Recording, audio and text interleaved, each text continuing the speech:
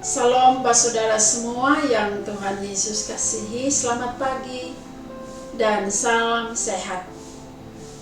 Mari dengarkanlah perkataan Amsal Salomo. Janganlah memuji diri kita karena hari esok, karena engkau tidak tahu apa yang akan terjadi hari itu. Benar saudara, tak ada seorang pun yang tahu tentang hari esok. Tak ada seorang pun yang tahu tentang hari ini yang Tuhan anugerahkan kepada kita, kecuali Tuhan yang mengetahui. Tapi sebagai orang percaya, saudara, kita semua tahu, kita semua percaya bahwa hari esok, hari ini ada dalam tangan Tuhan. Untuk itu, mari kita merendahkan diri di hadapan Tuhan dan kita siap untuk merenungkan firman Tuhan. Mari kita berdoa. Bapa kami di sorga, Bapa, di dalam nama Tuhan kami Yesus Kristus, kami sangat bersyukur kepadamu karena hari ini Tuhan anugerahkan kepada kami. Benar bahwa hari ini ada di dalam tangan kuasa Tuhan. Dan karena itu kami mau menyerahkan kehidupan kami sepanjang hari ini dipimpin oleh Tuhan.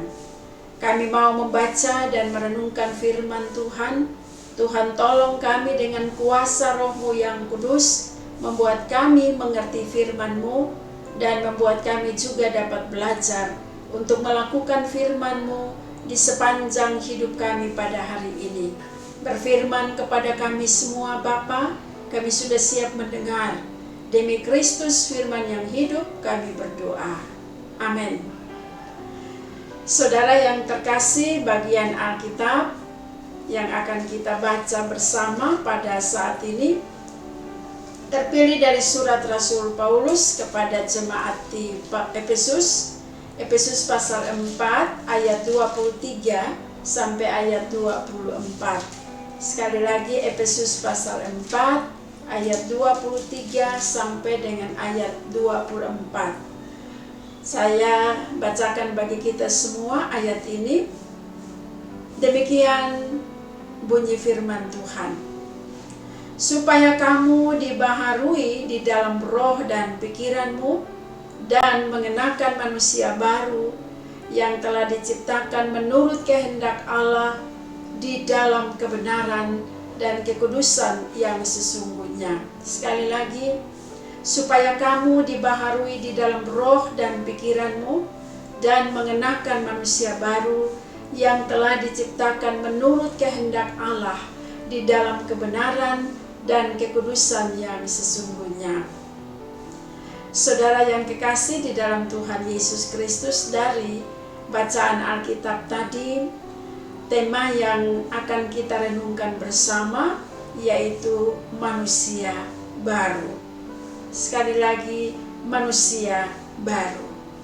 Saudara, ada ungkapan bilang begini, bahwa segala sesuatu dimulai dari pikiran. Sekali lagi, bahwa segala sesuatu dimulai dari pikiran. Termasuk untuk menjadi manusia baru harus dimulai dari mengubah cara pandang atau cara berpikir. Pertanyaannya, mengapa untuk menjadi manusia baru harus dimulai dari mengubah cara pandang atau cara berpikir? Karena saudara, dalam banyak kasus masih ada orang yang tidak menyadari akan hal ini, bahwa perubahan mula-mula harus datang dari pikiran. Sekali lagi, banyak orang yang belum menyadari akan hal ini, bahwa perubahan dapat terjadi mula-mulanya datang dari pikiran. Contoh, seorang pelaku kejahatan yang tertangkap karena sebuah kasus dan dia mendapat hukuman selama beberapa tahun di penjara. Namun setelah dia bebas, saudara, beberapa bulan kemudian ternyata dia kembali tertangkap lagi untuk kasus yang sama. Itu artinya, saudara, hukuman tidak membuat dia jerah, atau hukuman tidak dapat mengubahnya menjadi manusia baru. Sebab cara berpikirnya tentang kejahatan yang dia lakukan serta hukuman yang diberikan kepadanya tidak mengubah perilakunya. Soalnya ada di situ. Cara berpikirnya tentang kejahatan yang dia lakukan serta cara berpikirnya tentang hukuman yang diberikan kepadanya tidak serta mengubah perilakunya. Memang disadari saudara, mengubah pikiran seseorang tentang sesuatu tidaklah mudah, membalik telapak tangan. Tetapi mesti disadari ketika kita ingin mengalami perubahan, maka pikiran harus kita ubah lebih dahulu. Ini penting. Mesti kita sadari bahwa ketika kita ingin mengalami perubahan, maka pikiran harus kita ubah lebih dahulu. Sebab apa? Sebab bila pikiran kita tidak kita ubah lebih dahulu, maka bukan tidak mungkin kita akan jatuh lagi pada kesalahan yang sama secara berulang. Dan hal ini saudara dapat saja terjadi karena pikiran kita masih belum mengalami pembaharuan. Manusia baru seharusnya mengalami perubahan menyeluruh yang dimulai dari pikiran, datang kepada perkataan, lalu datang kepada perbuatan. Dan semuanya ini dapat terjadi bila saudara dan saya kita meneladani Yesus Kristus. Saudaraku yang kekasih, menjadi manusia baru bukan soal ibadah yang semakin rajin, bukan. Bukanlah doa yang semakin sering kita lakukan. Namun yang terutama adalah bagaimana perilaku hidup sehari-hari dapat menyatakan kehidupan manusia baru. Seperti orang yang berganti baju yang lama saudara, yang sudah usang dibuang, dia tidak pakai lagi, diganti dengan baju yang baru dan tentunya dengan gaya yang berbeda. Saudara yang kekasih, menurut Rasul Paulus, manusia baru artinya manusia yang menjadi penurut Allah. Jadi manusia baru adalah manusia yang menuruti Allah. Sekali lagi, manusia baru adalah manusia yang menuruti Allah. Manusia baru adalah manusia yang mengikuti teladan Allah, atau manusia yang meniru Allah. Mari kita lihat kata penurut dalam bahasa Yunani, mimesis. Sekali lagi, kata penurut dalam bahasa Yunani, mimesis, yang berarti tiruan. Sehingga ketika dikatakan menjadi manusia baru saudara, maka yang diharapkan adalah seluruh kehidupan kita haruslah kita meniru Kristus.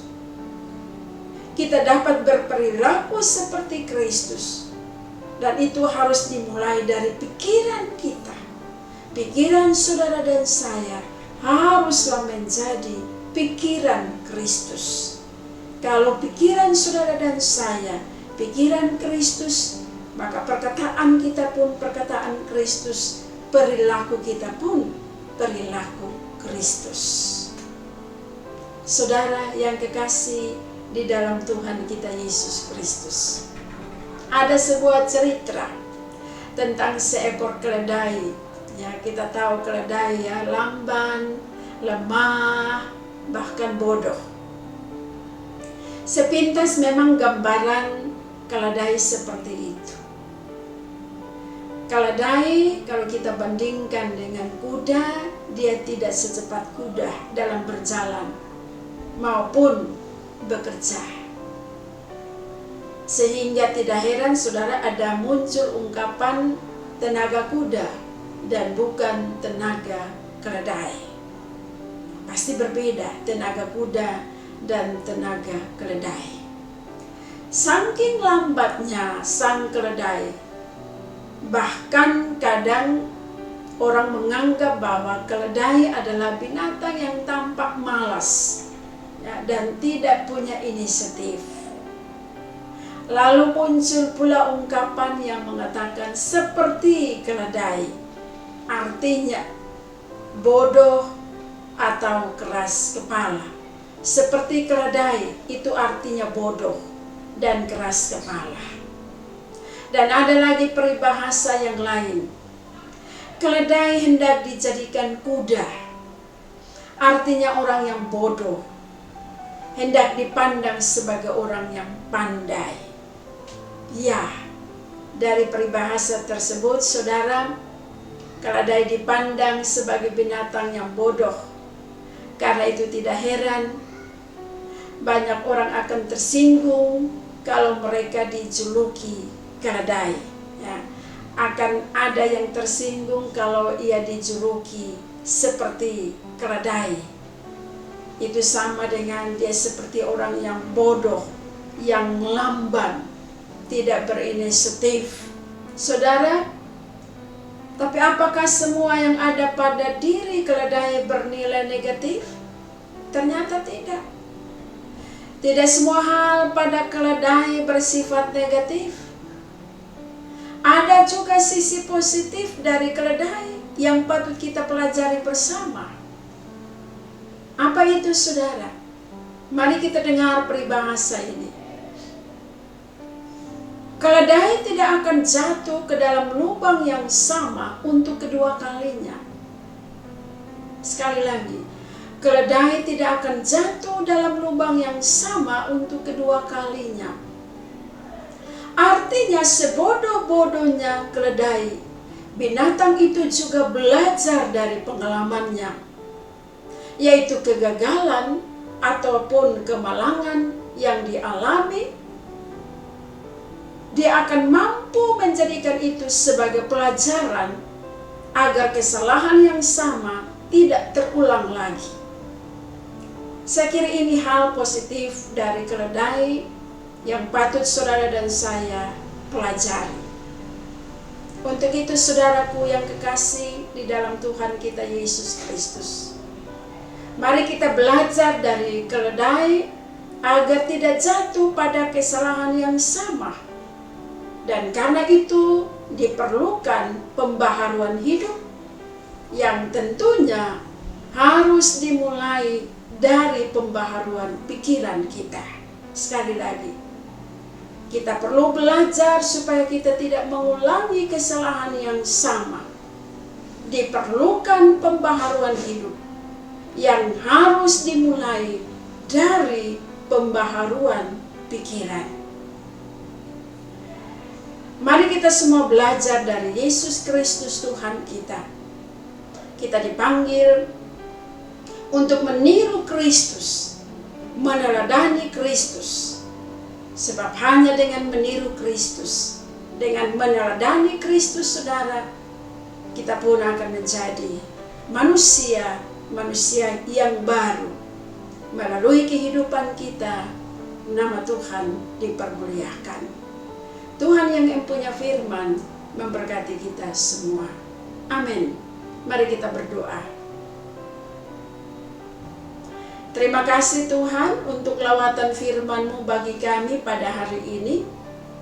Bagaimana kami belajar menjadi manusia baru yang dimulai dari pikiran kami.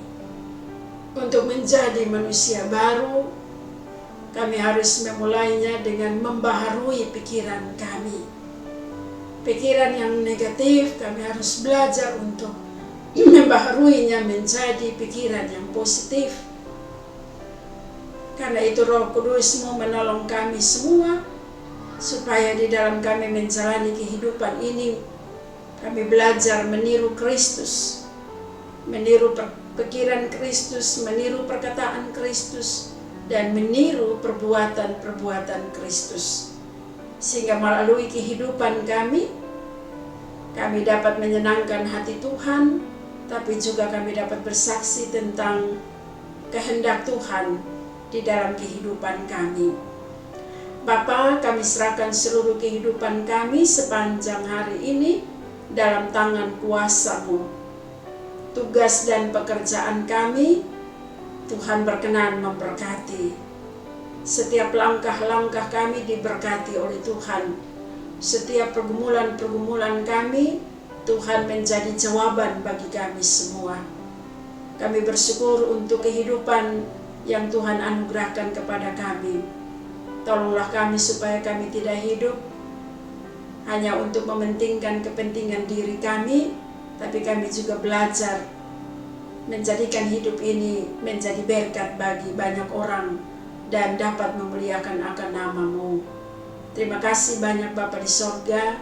Kami serahkan seluruh kehidupan kami, tugas dan karya kami sepanjang hari ini dipimpin dan diberkati oleh Tuhan. Sambut dan terimalah akan kami Bapa, hanya dan di dalam nama anak-Mu Yesus Kristus, Tuhan dan Juru Selamat kami sudah berdoa kepada Bapa di sorga. Amin. Saudara yang terkasih di dalam Tuhan kita Yesus Kristus, terima kasih banyak karena sudah mengikuti perenungan pelita hidup pada hari ini, dan kiranya firman Tuhan akan menuntun kehidupan kita. Arahkanlah hatimu kepada Tuhan dan terimalah berkat-Nya. Tuhan memberkati kamu dan memelihara kamu. Tuhan menerangi kamu dengan wajah-Nya dan mengasihani kamu. Tuhan mengangkat wajah-Nya ke atas kamu dan mengaruniakan kamu damai sejahtera sekarang kekal selama-lamanya. Amin. Shalom.